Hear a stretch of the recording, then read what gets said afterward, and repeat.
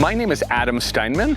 I am Vice President of Creative Format Development and Sales at Warner Brothers International TV Production.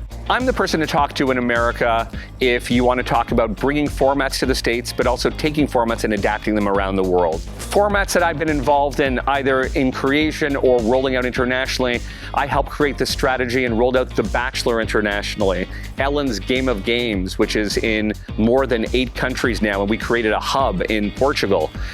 Mental Samurai, the great Rob Lowe game show, is now being adapted around the world. The list goes on and on of Warner formats that I look at with an eye toward distributing internationally. And then the other part of my job is looking for formats globally to bring to our international group, those 17 production companies. So everything from I Can See Your Voice, which you might have heard of, beautiful CJE&M format, we're now producing internationally. So it's being produced now in France. It's a big hit in Netherlands.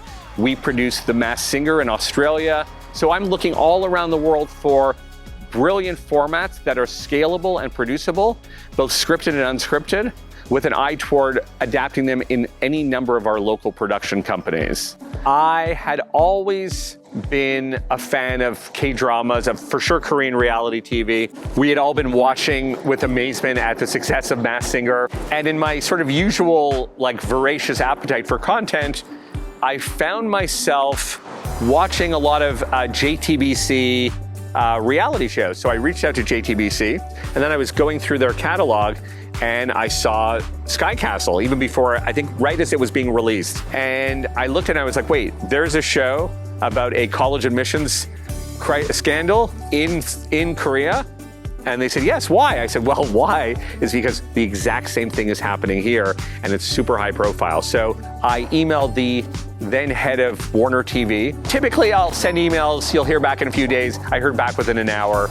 We should go and get this show. That sort of started my very close allegiance with Korean broadcasters and Korean studios. And I found myself talking to all the Korean studios, whether it's CJ, SBS, NBC. You know, my daily routine is speaking to all of the Korean broadcasters and studios about what's coming onto their development slate, what's on air, what's rating. I'm actually, I'm now a dual citizen. I'm American and Canadian, but I grew up in Canada looking at things from a international perspective, with French Canadian TV, with English TV, with European TV. The kinds of things you weren't really exposed to if you grew up in America, I was seeing. I feel like I have that perspective of looking from the outside, and I think that gives me a little bit of additional context and criticism. And I think from my documentary background, if you find compelling characters and people that you can relate to, I think that resonates globally. The stories that worked, the stories that made it on air, were the ones with compelling main characters, quirky stories, right? And I think that's what's cool about Kdramas. There's such a unique point of view, whether it's and sometimes the stories are outlandish, right? You know, a show like Crash Landing on You, right? Like, what, a celebrity paragliding and finding her way in Northern Korea? Like, what a wacky story. But those same wacky stories that you might hear of as documentaries, I think resonate too. And I look for those wacky stories, and how can I take that story and maybe it's something here. Maybe it's a celebrity, a Hollywood celebrity who finds her way on the other side of the Rio Grande in Mexico. Who knows? But I just love looking for story. Great, compelling story. What's interesting about Korean content, and I think especially lately, is, and I see it in the unscripted side and also scripted side, whether it's a soapy rom-com or sort of a political satire, it's very much rooted in what's going on in the country and the world at the time. It's very much like ripped from the headlines. Like Crash Landing is a soapy show, or there was that, I don't know if you saw Search. There's a great show called Search, which takes place on the DMZ. It takes a fact, it takes a relevant global fact, and then it just blows it out. There was a brilliant format I saw. It was called Oops, I Forgot Your Order. I don't know if anyone has seen it, but the most brilliant idea, and what's interesting is it's all about aging and memory loss. And it's funny, if you watch Korean dramas, there's so many Korean dramas that are about either someone who's suffering with Alzheimer's, someone who was in a coma, but the Alzheimer's thing is very interesting because in Korea, like here, there's an aging population, and there's young people who are arguably more or less deferential to their elders than the past generation. So it's obviously in the news. And I saw this show called Oops, I Forgot Your Order. It was about a restaurant, this is a documentary, a restaurant where the waitstaff was replaced by people who were afflicted with Alzheimer's. And I have family who are afflicted with Alzheimer's. And at first I thought it might be too lighthearted or poking fun, but it wasn't. It was sensitive. And I showed it to my wife. My mother-in-law suffers from Alzheimer's. And we found it very empowering. And we had that conversation about Alzheimer's and how we'll take care of my mother-in-law. I love how Korean TV will take an idea that is really hard to swallow and do it in an entertaining way. So when the camellia blooms, it's a single mom. Single motherhood, I think, as a subject, traditionally might have been taboo in Korea, but how do you tackle that in an entertaining way? I love that about Korean shows. It takes something that it hooks you in, right? And it takes something that we're all talking about, whether it's aging or the healthcare system or the prison system, all of those big, weighty topics, the way that Korean producers handle those in entertaining ways, I think it opens up dialogue, and I love that. And this is why I love looking at K-dramas. I think of any other country, I think American and Korean sensibility is very similar, right? I think whether it's the big variety shows that do well here, I mean, look at all of the guessing games, the I Can See Your Voices, and the Masked Singer and Masked Dancer, which Ellen is an executive producer on. I think the sensibility is very similar. I think sometimes the pace of things here versus in Korea, where things take a little longer to develop here, especially on the scripted side, it takes some time to gain the trust of Korean studios and say, listen, I know it's been 6 months, but you have to write outlines and then treatment, and then you pitch the network, and then it takes 3 months. So it's a little bit of a back and forth and getting accustomed to different sort of norms. But you know, the language isn't an issue. I think, you know, Korean studios do a better part than we do by learning the language. I will say, ironically, tonight is my first Korean language class with KCCLA, or I'm not only saying it, I was supposed to do it, but so sadly, if you would come next week, I'd be fluent. But I will say that part too is very important to me. Listen, I know I'm not going to become fluent. God knows it's hard enough. I speak French and English, but like, I think from a respect point of view, I see how every Korean broadcaster tries, and I want to do the same. I want to return that favor and that courtesy, and frankly, I'd love to know what people are talking about behind the scenes. I think it would give me at least a negotiating leg up if no one, and do not tell anyone. Audience, don't tell anyone I'm learning Korean. It's my secret weapon, because I will find the next Masked Singer before anyone else. I'm just kidding. I think the language barrier, Korean studios do a great job in bridging that gap, but I think culturally we're so similar. I'm sure there's college professors who can do a better job than me explaining why that's the case, but I think there's a long history of collaboration, and there's such an amazing Korean-American population here that we get one another. I mean, I'll say on the unscripted side, we all like our big shiny floor stage shows. Like that's universal. There's little things that we're not used to, like commentators and comedians in every show, and you know, like that's something very interesting. So you look at even a show like Heart Signal, and the way it's done with the commentators in that room talking about, that's so foreign to us. So that's always a challenge of how, you know, we looked at a show called Superhero. I don't know if you know that show, a great singing show with a panel of people dressed up like the devil and Superman, and like there's this almost theatrics sometimes with the judging that we don't have here. We take our judging a little bit differently. I think it's changing. I think we're loving those singing game shows, but the role of the host and the judges and the ubiquitous use of actors in every show, in every unscripted show, right? As the judges, that's new to us. So we have to get around, how do we adapt? But you have to know the culture. So when my big bosses say, why are there 50 judges dressed up like the devil? Do we have to do that in our show? I'm like, no. That's just because that actor is known as a devil in his show. It's a lot of homework, but at the end, it's just two different countries doing things differently. In Korean TV, there's a slow burn, and I like that. I love the sort of like, it sort of has almost a UK feel to it, a UK drama feel, the way BBC dramas used to be. Like, things take their time. The stories unfold in a very different way. The drama unfolds in a different way. So it's just wrapping our heads around knowing why you make the creative decisions you do, how we would do it the same and how we would do it differently. But at the end of the day, if it's entertaining and a great format and a great underlying concept, I think the show works. It's funny you mentioned that. The past how many years? The past 2 or 3 years, I've been sort of single-mindedly developing those relationships with Korean studios, and it's been incredibly rewarding. And I think it's all about Korean producers and studios knowing who they're talking to in America, right? So, and what you want to get out of it, right? So, and this is every international producer studio. You have to think about the short gain and the long-term gain. So, at times, international producers will get a call from a very new indie production company here that might say, hey, I saw your show on Viki, I want to option it. I have the money to option it. And it's very exciting. It's an honor to be approached by anyone. I used to be an independent producer, and when someone said, I want to develop your show, there's nothing like that feeling. But I think it's also important to do one's homework.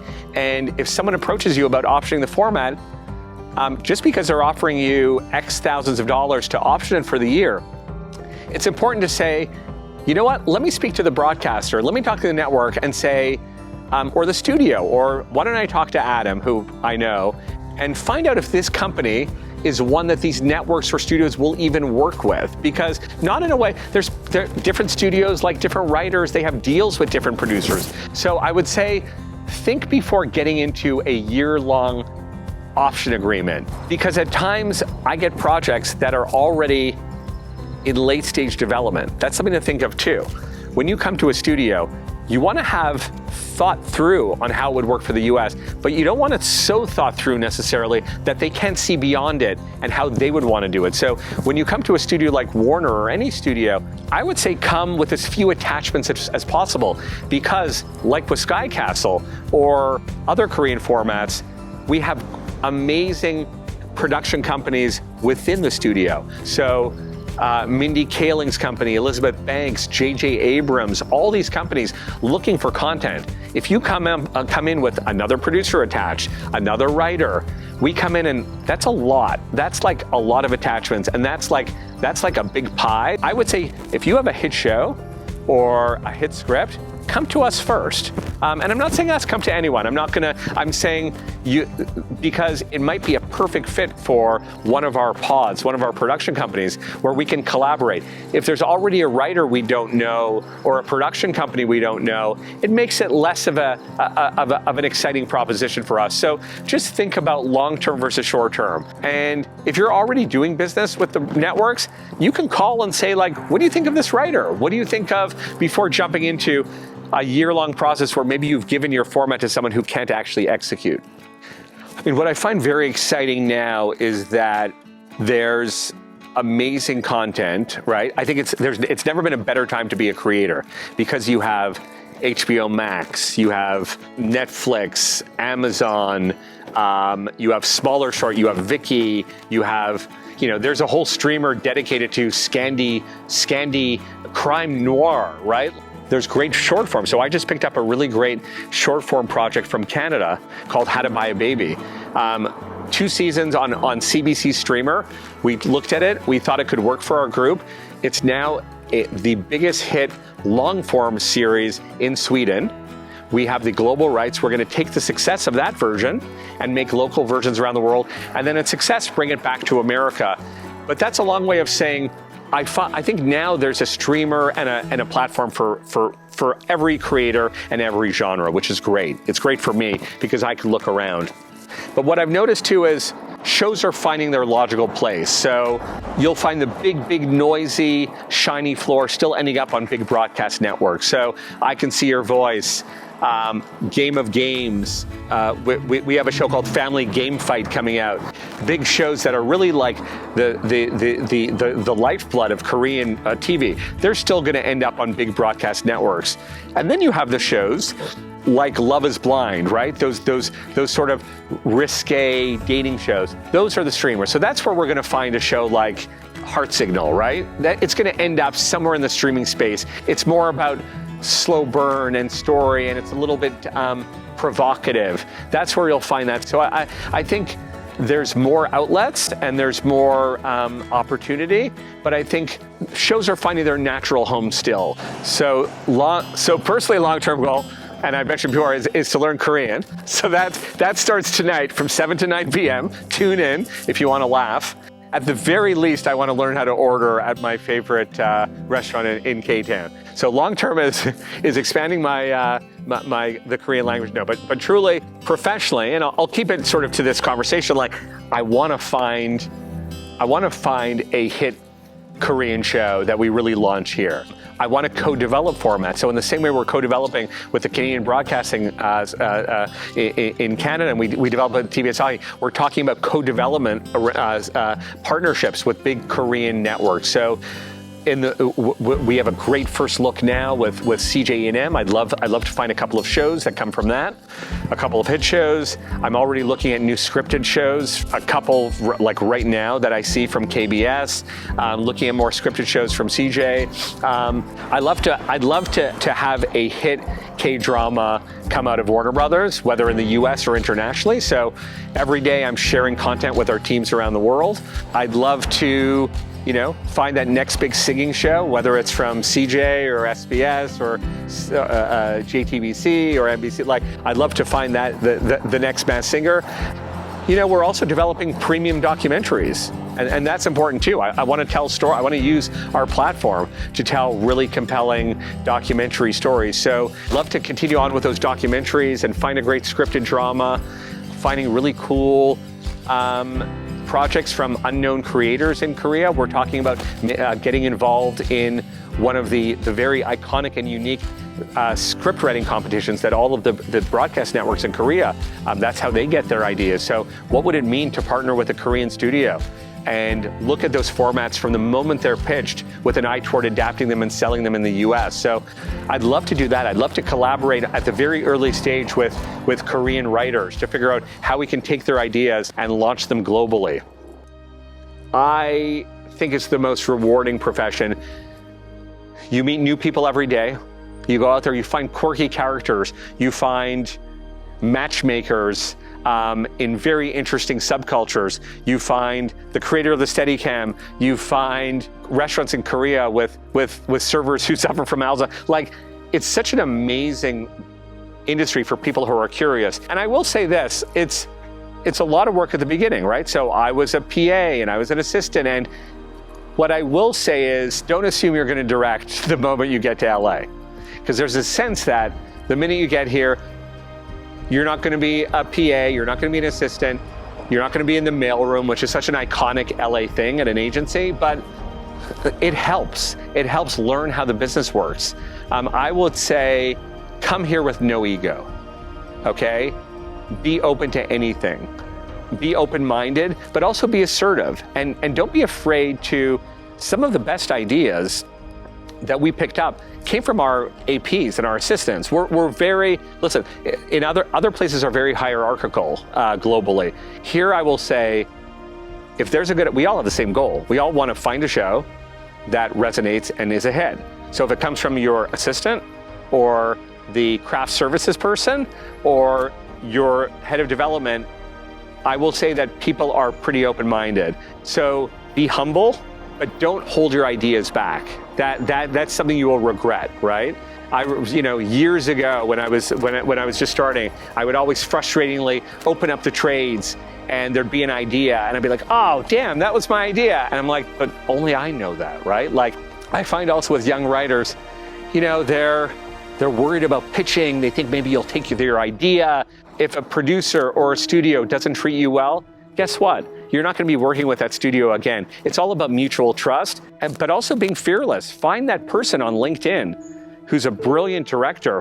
People are generous with their time. You know, I get emailed so often on LinkedIn, and I will always give people the time of day because I was that person, right? And I think it's important to ask questions, learn from mistakes, own up to your mistakes for sure, and make really quick and this is something that even now is hard. It's hard to make decisive, to make quick decisions, but that's so important in our business, right? When am I going to send this format out? When am I going to pass? When am I going to say yes, no? I think a quick decision is better than just, whether it's right or almost right or wrong, is much better than just sitting on it. So I think being decisive, being humble, and just don't hold your ideas back. But it's all about how you present yourself and how open you are to learning.